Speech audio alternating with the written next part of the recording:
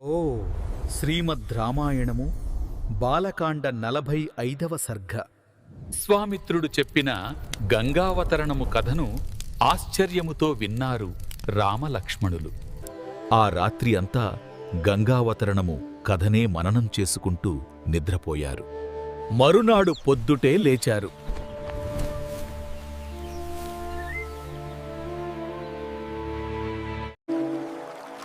సంధ్యావందనాది కార్యములు పూర్తి చేసుకున్నారు. ఇద్దరూ విశ్వామిత్రుని వద్దకు వచ్చారు. అప్పుడు రాముడు విశ్వామిత్రునితో ఇలా అన్నాడు. ఓ మహర్షి, మీరు చెప్పిన గంగావతరణము కథ మాకు ఎంతో సంతోషమును ఆశ్చర్యమును కలిగించింది. గడిచిన రాత్రి అంతా నేను లక్ష్మణుడు ఆ కథనే మననం చేసుకున్నాము. మనము ఇప్పుడు ఆ పవిత్ర గంగానదిని దాటాలి కదా. అందుకు తగిన ఏర్పాట్లు ఈ ఆశ్రమములో ఉన్న మునికుమారులు చేశారు. తరువాత విశ్వామిత్రుడు, రామలక్ష్మణులు, వారితో వచ్చిన మునులు అందరూ గంగానదిని దాటారు. విశాల నగరము చేరుకున్నారు. ఓ ఆ విశాల నగరము చూచి రాముడు విశ్వామిత్రునితో ఇలా అన్నాడు. ఓ మహర్షి, ఈ నగరమును ఎవరు పరిపాలిస్తున్నారు? వారు ఏ రాజవంశమునకు చెందినవారు? వారి చరిత్ర ఏమిటి? మాకు వివరించండి. అప్పుడు విశ్వామిత్రుడు రామ లక్ష్మణులకు మునులకు విశాల నగర వృత్తాంతమును చెప్పడం మొదలుపెట్టాడు. ఇప్పుడు నీకు ఈ ప్రదేశములో ఏమి జరిగిందో సవిస్తరంగా చెబుతాను, విను. కృతయుగములో దితిపుత్రులు, అదితిపుత్రులు ఉండేవారు. వారు మహాబలవంతులు, పరాక్రమవంతులు, ధార్మికులు కూడా. ఓ వారికి ఒక అద్భుతమైన ఆలోచన వచ్చింది. క్షీరసాగరమును మధించి అమృతమును పొందాలని అనుకున్నారు. దితిపుత్రులు, అదితిపుత్రులు క్షీరసాగరమును మధించాలని నిశ్చయించుకున్నారు. మందర పర్వతమును పెకలించి తెచ్చి క్షీరసాగరంలో పడవేశారు. వాసుకిని తాడుగా ఆ పర్వతమునకు చుట్టారు. మందర పర్వతము కవ్వముగా, వాసుకి తాడుగా క్షీరసాగరమును చిలకసాగారు. 1000 సంవత్సరములు గడిచాయి. వాసుకి తన తలల నుండి విషాన్ని కక్కడం మొదలెట్టాడు. ఆ విషంలో నుండి హలము పుట్టింది. ఆ హలము జగత్తును అంతటినీ దహించసాగింది. దేవతలందరూ ఆ హాలాహలము నుండి లోకాలను రక్షించమని మహేశ్వరుడిని ప్రార్థించారు.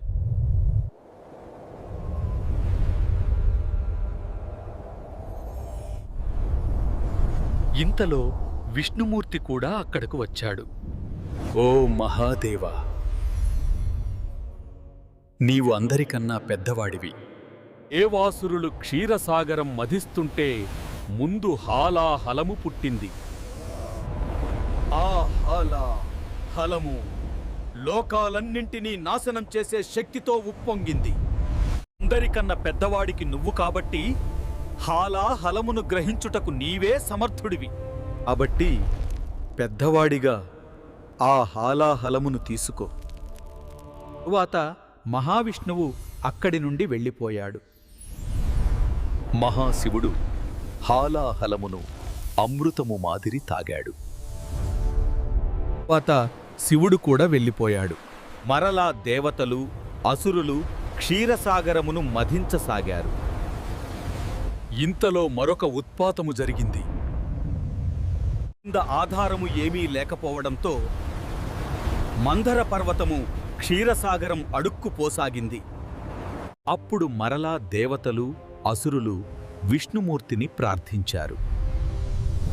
ఓ మహాబాహో, సర్వభూతములకు నీవే దిక్కు, మా మొర ఆలకించి.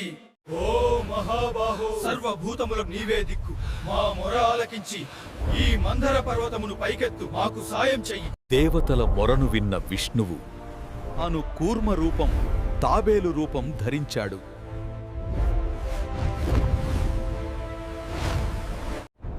మందర పర్వతము కుంగిపోకుండా ఎత్తిపట్టుకున్నాడు. తర్వాత దేవదానవులు మరలా క్షీరసాగరమును మధించసాగారు. తరువాత వరుణుని కుమార్తె వారుణి మధ్యమునకు అధిదేవత తనను ఎవరు పరిగ్రహిస్తారా అని అనుకుంటూ బయటకు వచ్చింది. ఆ వారునిని దితిపుత్రులు స్వీకరించలేదు. అదితిపుత్రులు స్వీకరించారు. సురను స్వీకరించకపోవడం చేత దితిపుత్రులు అసురులు అయ్యారు. సురను స్వీకరించడం చేత అదితిపుత్రులు దేవతలు అయ్యారు. మరలా క్షీరసాగర మథనం జరిగింది. క్షీరసాగరంలో నుండి ఉచ్చైస్రవము అనే గుర్రము పుట్టింది. తరువాత కౌస్తుభము అనే మణి పుట్టింది. దాని తరువాత అమృతము పుట్టింది.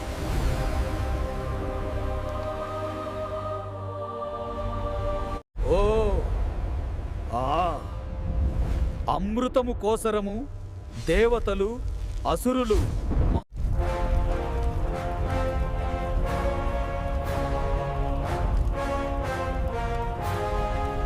ఆ యుద్ధములో అసురులు దైత్యులు ఒక పక్షం చేరారు. అదితిపుత్రులైన దేవతలు ఒక పక్షం చేరారు. ఆ యుద్ధంలో అందరూ నాశనమయ్యారు.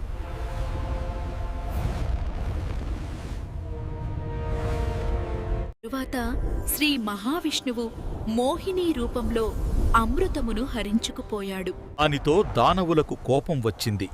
విష్ణువుతో యుద్ధానికి దిగారు. శ్రీ మహావిష్ణువు వారినందరినీ సంహరించాడు.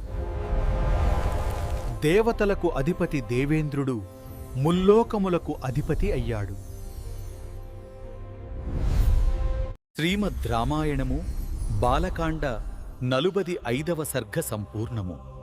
శ్రీమద్ రామాయణము బాలకాండ 46వ సర్గ. ఓ రామా! దేవాసుర యుద్ధంలో దితికుమారులు అయిన దైత్యులు మరణించారు అని చెప్పాను కదా. తన కుమారుల మరణమునకు తల్లి దితి ఎంతో చింతించింది.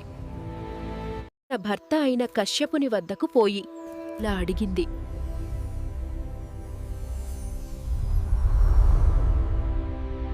నాథా, నీ కుమారులైన దేవతలు నా కుమారులైన దైత్యులను చంపివేశారు.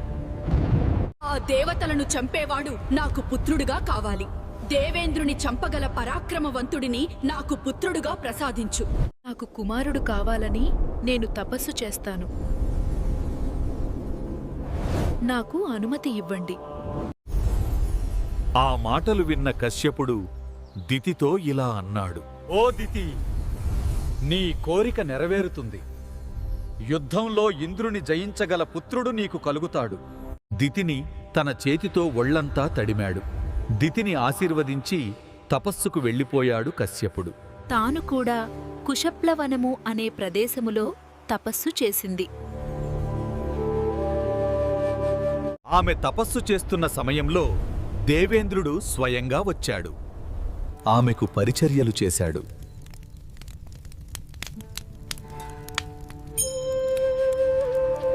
ఆమెకు శ్రమగా ఉంటే ఆమె కాళ్ళు పట్టేవాడు. సకల ఉపచారములు చేసేవాడు. ఆ ప్రకారంగా 999 సంవత్సరములు ఆమె తపస్సు చేసింది. ఆమెకు దేవేంద్రుడు సేవలు చేస్తూనే ఉన్నాడు.